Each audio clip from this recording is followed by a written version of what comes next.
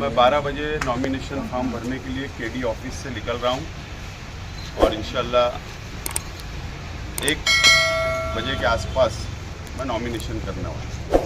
कुछ route change करने का बोले क्या? नहीं, रूट वगैरह चेंज करने का आपका फॉर्म आप भरने जा रहे हैं आज, क्या मुद्दे के ऊपर इलेक्शन आप लड़ने जा रहे हैं?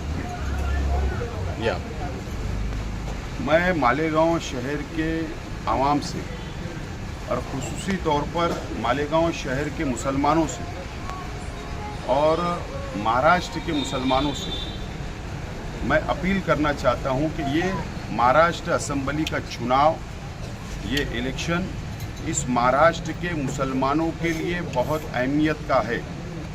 नंबर 1 इसलिए अहमियत का है, ठीक है, रोड, गटर, डेवलप, विकास, ये तमाम ही चीज़ें लोकल लेवल के ऊपर होती है और हम लोग विकास और डेवलप करने वाले लोग वो करते रहेंगे। लेकिन महाराष्ट्र असेंबली का जो इलेक्शन है वो कोई कॉरपोरेशन के हॉल में बैठकर झगड़ा लड़ाई करने वाला इलेक्शन नहीं है। ये इलेक्शन जहाँ पर कानून बनता है, जो कानून साज अदारा है, जहाँ पर महाराष्ट्र की आवाम के लिए कानून बनाए जाते हैं, तो ये वो इलेक्शन है जहाँ पर कानून बनता है। और ये शहर के एमएलए साहब, जो मौजूदा एमएलए साहब है मोहम्मद इस्माइल अब्दुल खालिक साहब, इनको शहर की आवाम ने चुन कर दिया। वो एक आलिम भी है, लेकिन इन्होंने मुसलमानों के लिए, महाराष्ट्र के मुसलमानों के लिए कोई आवाज़ नहीं उठाई, ना कभी भी बीजेपी हुकूमत के खिलाफ आवाज़ उठाई और ना कभी बीजेपी हुकूमत के खिलाफ इन्होंने एक भी वोट नहीं किया, बल्कि इन्होंने वक्त पर भारतीय जनता पार्टी बीजेपी की सरकार की मदद करने का काम किया है। आज जो हमारे सामने जो माहौल नज़र आ रहा है मुल्क में, महाराष्ट्र में, सबसे अहम मैं ये मानता हूँ कि वहाँ पर लड़ने वाला, समझने वाला और कानून को समझकर वहाँ पर आवाज़ उठाने वाला नुमाइंदे की ज़रूरत है। अभी भारतीय जनता पार्टी की हुकूमत ने, मरकज़ी हुकूमत ने वक्फ बोर्ड का बिल लाया और वक्फ बोर्ड का जो बिल लाया है वो जॉइंट पार्लियामेंट्री कमेटी में है और जब भी पार्लियामेंट का इजलास सेशन शुरू होगा उस वक्त वो बिल पेश करने वाले हैं और मुझे लगता है कि दादागिरी से, अक्सरियत से वो बिल को पास करेंगे और पास करने के बाद वो महाराष्ट्र के अंदर और पूरे मुल्क की रियासतों के अंदर वो बिल को नाफिज करेंगे, उसको लागू करेंगे। अब सवाल ये होता है कि महाराष्ट्र के अंदर भी 1 लाख एकड़ ज़मीन वक्फ की है, प्रॉपर्टी मुसलमानों की है और मस्जिद, मदरसा, कब्रस्तान, दरगाहें, खानका, ये जो जहाँ पर हमारे मजहबी मुकामात है, अल्लाह का घर है मस्जिद, वो भी वक्फ बोर्ड की प्रॉपर्टी पर है और ये सब वक्फ बोर्ड में रजिस्टर है।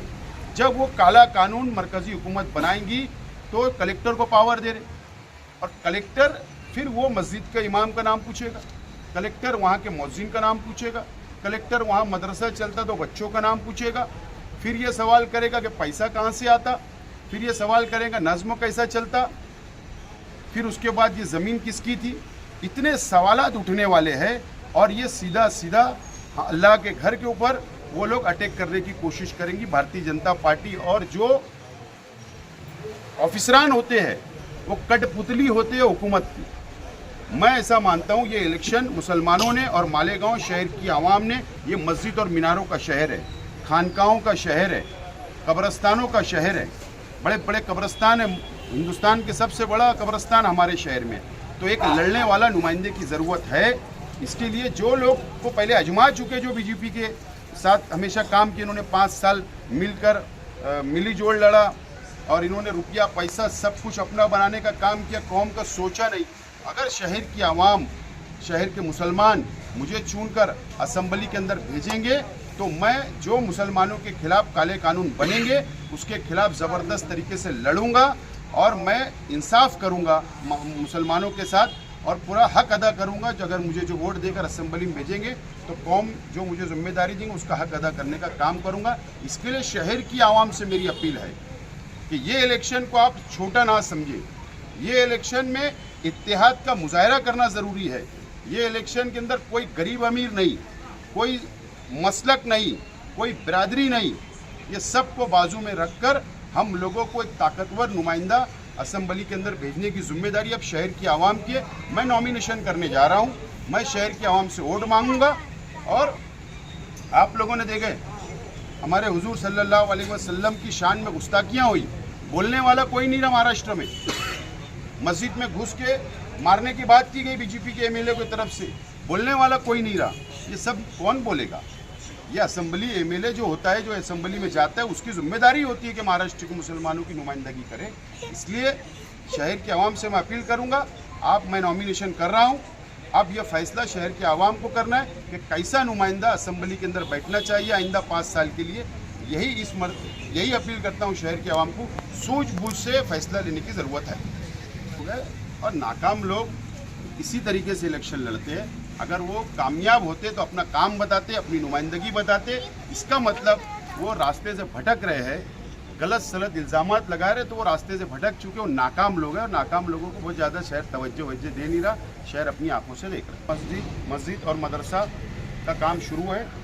150 से ज़ायद लिस्ट तो मेरे पास आ चुकी है। मैंने हुकूमत महाराष्ट्र में प्रपोजल दाखिल किया हूँ और शहर की आवाम मुझे मौका देंगी तो इंशाअल्लाह सिर्फ ये 150 नहीं, पूरे शहर की मसाजिद, मदरसा, तमाम ही लोगों को इत्मीनान में लेके ट्रस्टियान को मैं हर जगह लगाने की कोशिश करूंगा। और यही नहीं, महाराष्ट्र के मुसलमान अगर मेरे पास आएंगे, अगर मैं एमएलए रहा तो इंशाअल्लाह उनकी भी मदद करूँगा।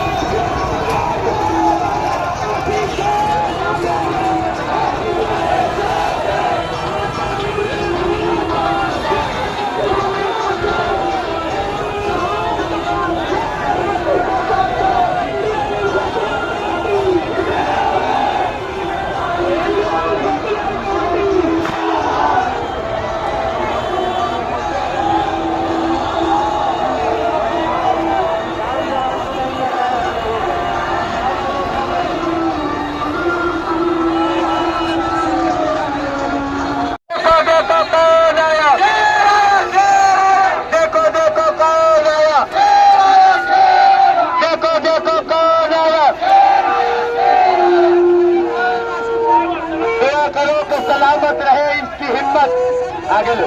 दुआ करो कि सलामत रहे इसकी हिम्मत। ये चिराग तैयारियों में डाली है।